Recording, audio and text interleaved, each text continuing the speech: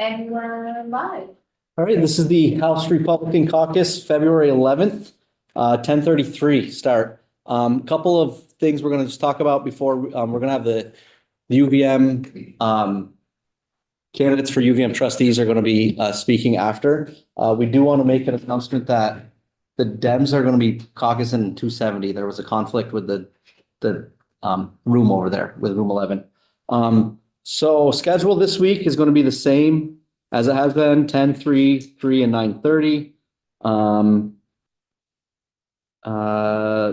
Reminder, the page's last day is Friday. So we'll have, so this will be, so make sure if you have any relationship with them, make sure they have a good week. Get to the floor early if you can on Friday, because there's a little ceremony. So being to the floor early and to the floor so we can show them our support on Friday. 9:30 is the floor, so either early.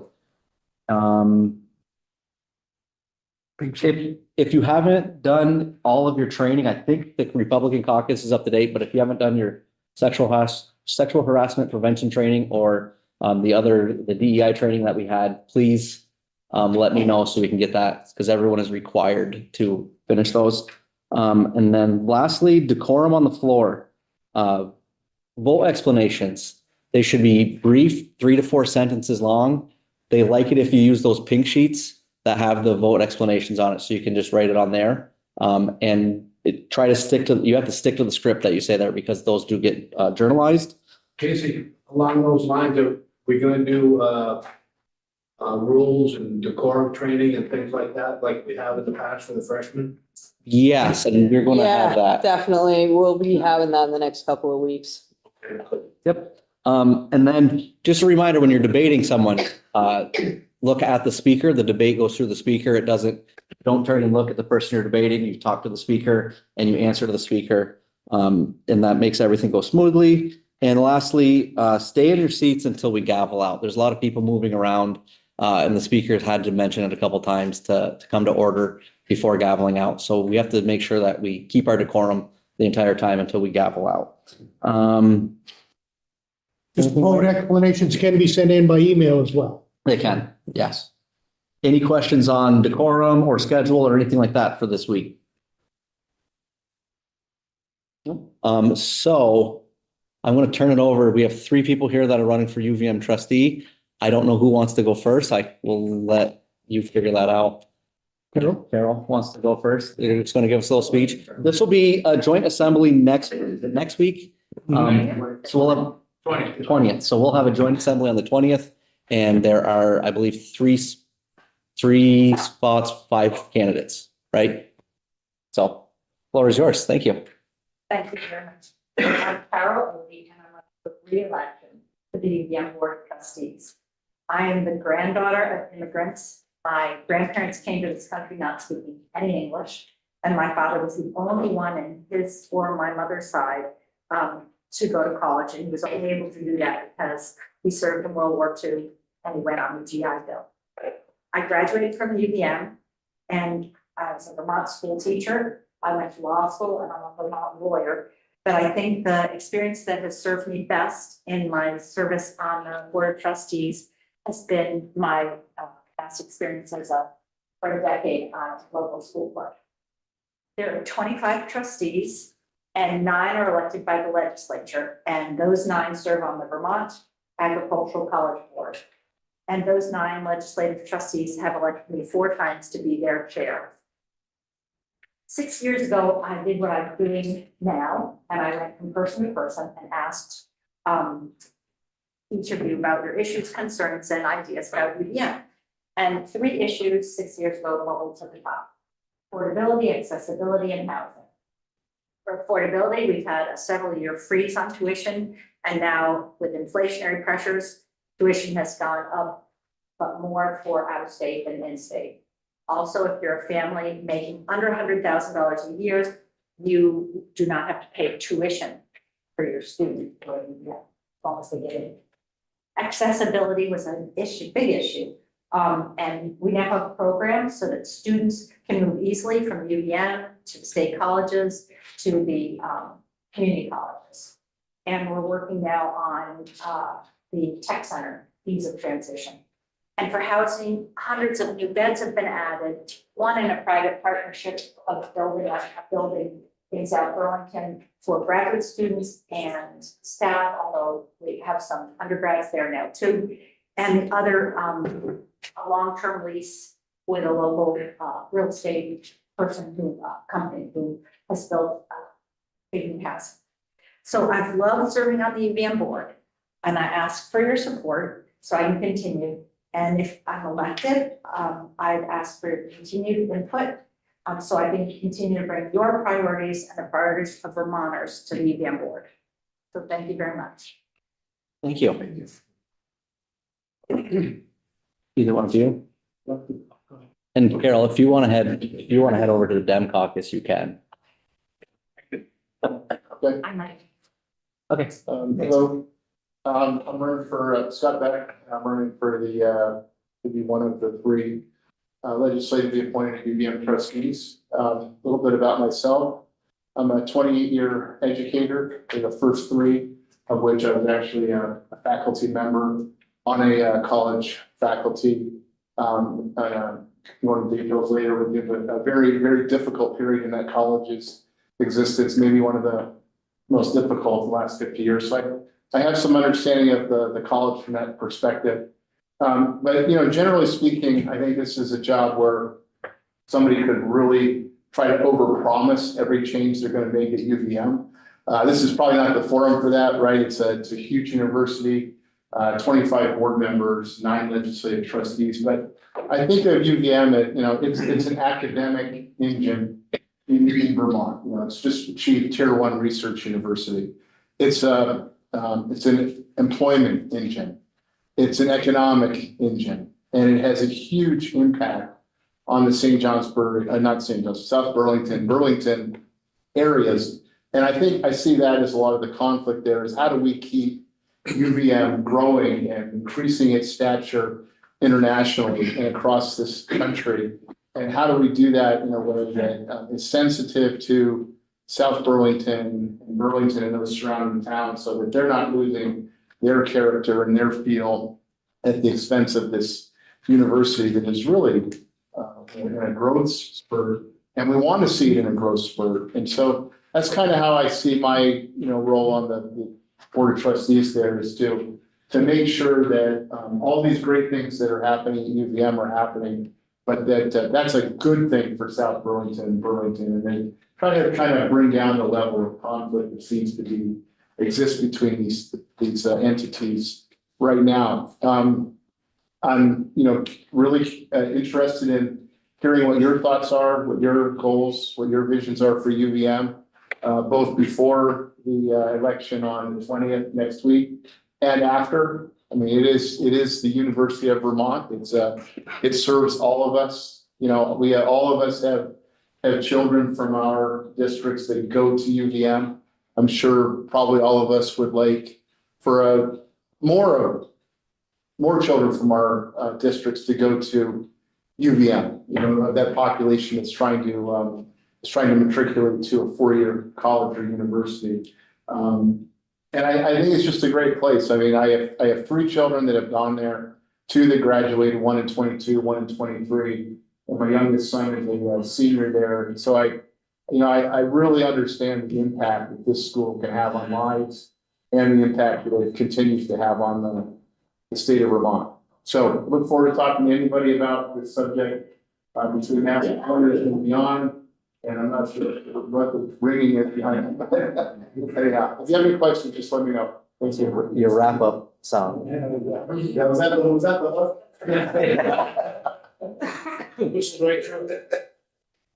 Thanks. Troy, I don't know. Just keep going and I'll guess- the help. Put my back to it.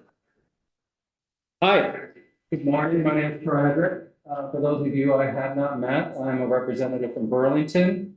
Would very much like to get to know the rest of you if we haven't met, so please find me in the hallways, cafeteria. I'd be happy to have a conversation in more detail. I'm also going to leave a few pamphlets here about why I am seeking this nomination. So if you haven't seen those before, there's there's those. I moved here to Vermont to take a position at the University of Vermont. I began my work there as a staff member in 1996. Before that, I worked at a small private college in St. Paul, Minnesota. Before that, my graduate work was at another land grant institution in Colorado. My own undergraduate degree is from the Wisconsin State School System. I have spent my entire life as a higher education professional, specifically student affairs professional, meaning that I'm one of those folks who help students outside of the classroom stay a UVM student in this case. Both my daughters graduated from UVM, my younger daughter also with a master's degree from UVM in special education. My older daughter then went on to get her master's and PhD from Hopkins and is now faculty at George Washington doing food and security policy nationwide. My wife is a senior director at the Community College of Vermont, sits on the President's Council. We are a higher education family and we have been incredibly well served by the university. I also represent the Chittenden 15 district. That is quite literally the district that sits in the shadow of the university. I love walking to work. I love walking through campus. My neighbors are a mix of undergraduate students and long-term residents.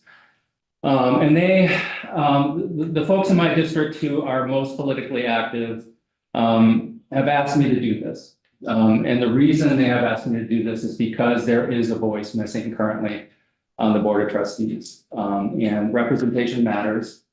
I do bring a student-centered voice to the board. I bring a staff-centered voice to the board. I bring a faculty-adjacent voice to the board. And in my case, a neighborhood voice to the board. I'm very worried about the state of higher education in this country, the commodification, the continued commodification of education in this country. And then very specifically how that shows up at the University of Vermont and how that shows up in my neighborhood for my constituents. And I think that's a really important conversation we need to have as a state right now. And I do seek to be at the table as those conversations are happening. We are at a very pivotal point in the university's history right now. We're about to have a new president, new leadership. One of the things that has changed over the past, and this happened prior to the last administration as well, is that presidential search happens by and large with the Board of Trustees right now, and they present a final candidate to the campus. That's different. There's not a lot of stakeholders who have access to that process. So I think it's really important that we get more people at the table to be part of those conversations. I'm very upfront about the fact that I'm a staff member at UVM, and I think that's an important voice to have on the board. It worries me that of the 9 legislative trustees, 3 are only currently serving, with deep respect to Representative Odie, who has been doing it for so long. I want to be in this building and at that table, and I think that's an important component to what a board member should be doing. So I have a lot of information in here. Please look forward or please page through it if you'd like. Please, again, find me for conversations. I'd love to continue this conversation ahead of the nomination process on the 20th. Thank you so much for your time. Appreciate it. Thank you. Thank you. Does anyone have any questions for anyone? If not, you can probably talk to them. What do you mean by there's only 3 serving out of the 9? What's happened there? Yeah. Sometimes it's they get appointed and then they don't either seek reelection or get reelection. So sometimes that happens. There are 2 current, and I'll look to Representative Odie to correct me if this is inaccurate. Recently, 2 Board of Trustees members were elected without even serving. So Chad Smith, who formerly served, to be fair, and I think Kitty Toll was elected without serving as well. Who was the next one? Kitty Toll. Oh, yes. Oh. Yeah. So they're. And then the rest they had don't come to served. the meetings, you mean? What's that? They don't come to the meetings? They don't? They don't serve here. They don't actively serve in the I see. house as I they're see. sitting on the board. Okay. Yes. Got it. Which for me is when I want to talk to trustees about the process, that this is where I would come to do that. Right. Okay. I understand now. Sorry. You see John is here. And, oh, yes, John, if you'd like to come up and give your, yeah. You're first in our minds, John. Well, I appreciate that. I'm an introvert, so. Right. That's when we're standing up here so we can, get everyone, it's kind of awkward. Face the majority. Yeah, you face the majority, yeah. So anyway, standing up and talking about myself is not something that comes naturally. Those who know me, know I'm more of a listener than a talker. This is an exciting opportunity, though. I want to, return to the UVM Board of Trustees. I did send out a message, yesterday, I think. It's information about me. A little bit about my background. I grew up in a Navy family and we moved around the country. We were in Colorado, Virginia, Florida, Hawaii. And we ended up in Oklahoma where I went to both of the universities there. I studied at University of Oklahoma, studied zoology and botany, and then got my doctorate at Oklahoma State in veterinary medicine. And then I had an Air Force scholarship for veterinary school, so I ended up in Incirlik, Turkey as a base veterinarian, and then I did my specialties training in laboratory animal medicine with the Army in Maryland. And spent most of my career working in biomedical research. I was at NIH for 19 years, which, as you know, is probably the foremost biomedical research institution in the world. It's very large. I was at National Cancer Institute for a while and then ended up as a public health service officer at National Institute of Child Health and Human Development as a branch chief. When I retired from there, I moved to Vermont and I had this part-time job in the legislature. This is my 8th term. And I've served on agriculture and forestry, on transportation for a couple of sessions and on the environment committee and the rules committee. UVM is a really impressive institution. The importance to the state and its impact on many fronts, I don't think we can really overstate that. The Board of Trustees has a broad spectrum of duties and responsibilities to ensure the success of the university. I kind of think there are 3 that are most important. One is the budget, financial management, and ensuring the long-term solvency. And the self-perpetuating Board of Trustees has these really great New York financial wizards who kind of do that role. I'm not much use there. But the other 2, I think I'm useful. Education of both the undergraduate and graduate students is obviously very important. And also its UVM's expanding role as a research institution. So the experiences I bring to the board would be background in the sciences, veterinary medicine, biomedical research, public health, agriculture, sustainability, financial management, and music, theater, and humanities. So why am I running?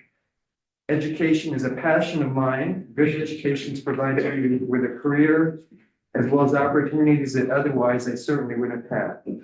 There's a lot more to be done at UVM. I think all of you know about the challenges of student housing. We need to raise funds for the new multipurpose center. There's a lot of deferred maintenance, that's a problem. And then we have to obviously control tuition, room and board, and fees. Although compared to other private institutions, NIH is not that expensive, but in terms of public, it's still one of the highest. And I certainly realized that when my daughter attended and I had to pay her tuition. So UVM is about building futures and giving students the skill they need. And it'd be an honor and privilege to serve as a legislative member of the Board of Trustees for University of Vermont and State Agricultural College. Please ask me any questions. Like I said, I'm a listener and I would like to know your ideas, particularly if I'm elected, and your concerns. And if you have any questions. Thank you. All right. Any questions? Who's the 5th candidate? Coach. Oh, that's right. So I'm assuming you'll all be available for questions privately if anybody has any questions. I appreciate you coming today. Thank you so much. For having us. Thank you. Lisa wanted me to make everyone aware that Richford High School has students that are here today. They will be here in the pavilion at noon for about 30 minutes, 45 minutes if anybody wants to go. and talk with them. I want to turn over to Tom now. He wants to talk about H41. Yeah, page 41. Not noticed today, second reading tomorrow, obviously. And what the bill is about is the abuse of a corpse bill that came about because of Roberta Martin murder up in Enosburg. Through the whole investigation trial, it came out that it wasn't a felony to move and to face a body. And in a nutshell, that's what this bill does. And right now, the title, you know, is an act relating to creating a felony penalty for abuse of a corpse. But it's going to be changed to an act relating to abuse of the dead body of a person. And the reason for that is that the language with using the person is language that has been already used in judgments, in case law, and to change the language and make it more difficult for, you know, convictions and that type of thing. If you have any questions about it, let me know. All right.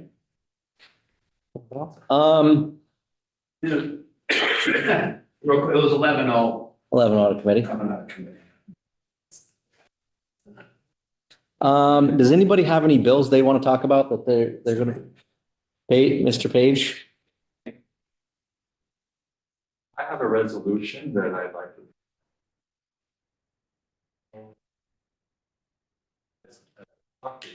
Normally do not put forward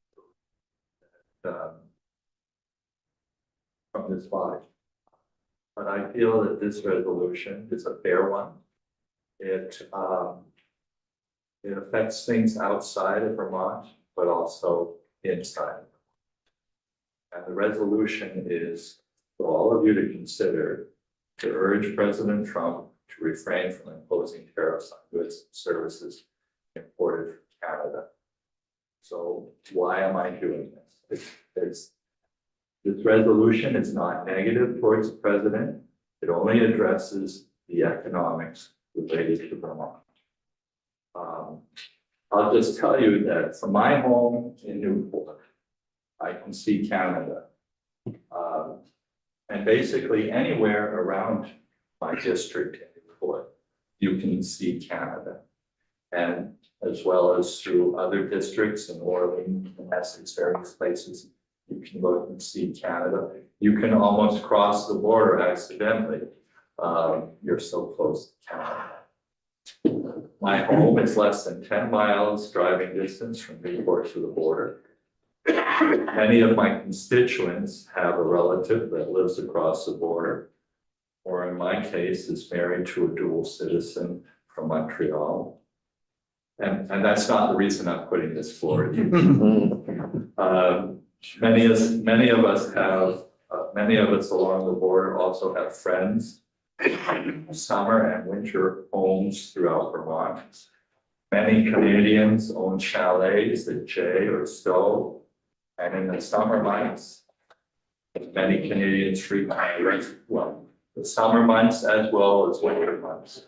Many of our Canadian friends frequent our restaurants, golf courses, bike trails, and they spend their roomies for the dollars.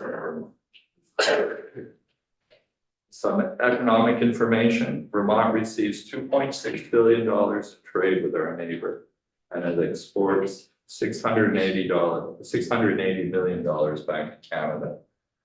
Oftentimes on the interstate, you'll see logs, where's Jay? You probably won't care who is Jed, but we see logs being transported to Canada with lumber returning. And almost on a daily basis, we also see buried granite traveling to Stansted copper. Vermont also receives fuel oil, kerosene, propane, and gasoline from our northern neighbor. We also receive nearly 25% of our electricity from Hydro-Quebec. And let us not forget the centuries-old sport of curling, which some of us often travel across the border to participate with our. And I'm not trying to be funny here, but there is an economic issue here, and And I hope that maybe you'll consider signing on to this bill or this resolution. Thank you. Rep Nicholas. You should have all received this morning an email from Monique Priestley in our Commerce and Economic Development Committee about data privacy. Wanted to just let you know that we're looking for sponsors. Essentially, what we did is last session, there was like a 105-page bill. We kind of revamped it, modeled ours after the Connecticut bill, and we split out. So now we have 3 separate bills, one that's data privacy, the second one that addresses data brokers, and a third one that addresses minors. So that's why there's 3 different bills, a little easier to digest. We're looking for sponsors, and if you have any questions about the bill, feel free to reach out to Monique or myself. Robert. Woody, where is that resolution going? It'll go to the Senate. And then it will be, the Secretary of State has been asked to, the Secretary of State will send a copy to Governor Scott, Prime Minister Trudeau, and the Quebec Premier Legault, as well as our Vermont Convention.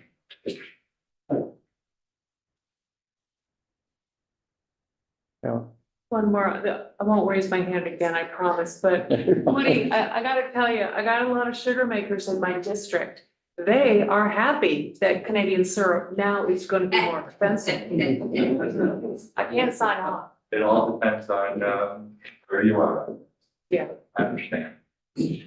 Woody, I've asked you this before, but do you know whether or not the speaker may send it to a committee? Because a lot of times It probably will be sent to the Commerce Committee. Okay, thanks. Anyone else? Anyone have any bills they want to introduce or talk about? Anything that's going on? Any comments, questions, or announcements? Yeah, anything? I guess we're good. All right, we'll adjourn right there. We're good.